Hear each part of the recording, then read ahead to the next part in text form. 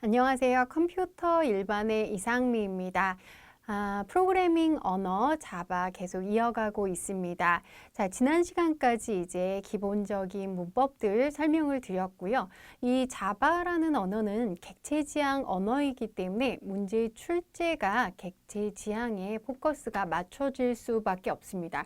그래서 짧은 시간이지만 이번 시간부터 객체 지향의 특징들 설명을 드리도록 하겠습니다. 자, 우선 객체 지향의 의미를 이해하시기 위해서는 객체라는 게 무엇인지 알고 계셔야 될 것 같습니다.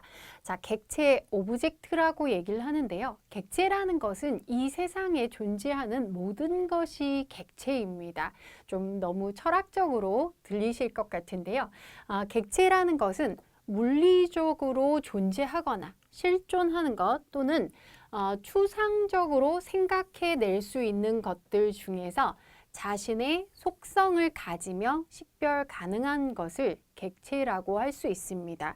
자, 예를 들면 지금 이 사람은 학생입니다. 자, 학생이라는 어떤 특정한 학생의 객체가 되겠는데요.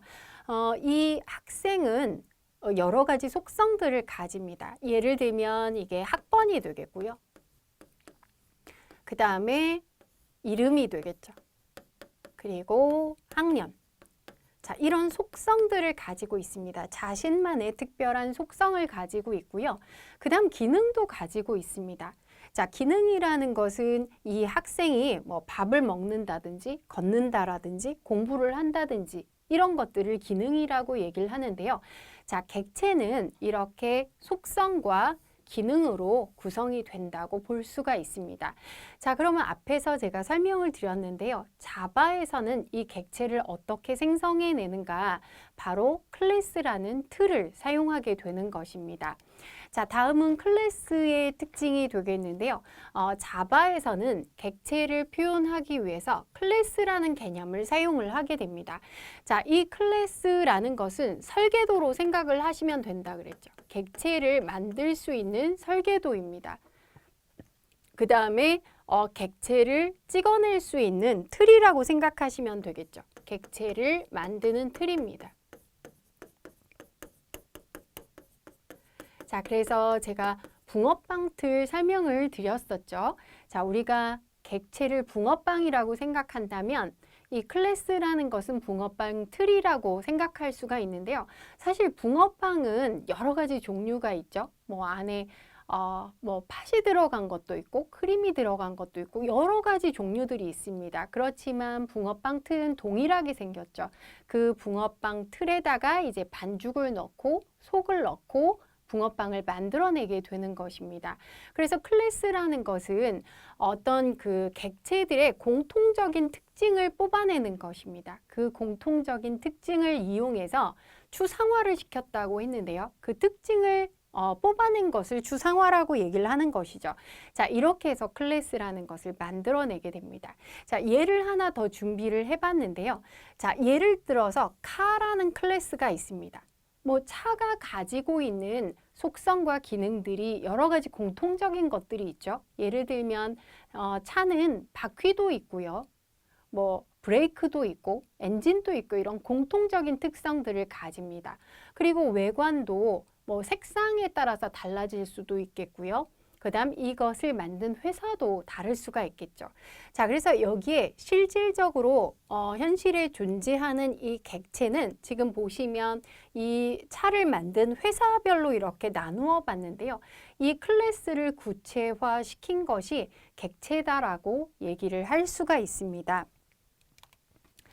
자, 그러면 우리는 이제 자바에서 이 클래스와 객체를 어떻게 담고 있는지 이것을 아셔야 되겠는데요. 자, 우선 클래스를 생성하는 방법부터 설명을 드리도록 하겠습니다. 자, 클래스는 객체의 상태 정보를 저장하기 위한 멤버 변수를 가진다라고 했는데요. 멤버 변수는 다른 말로 앞에서 제가 속성이라고 설명을 드렸습니다.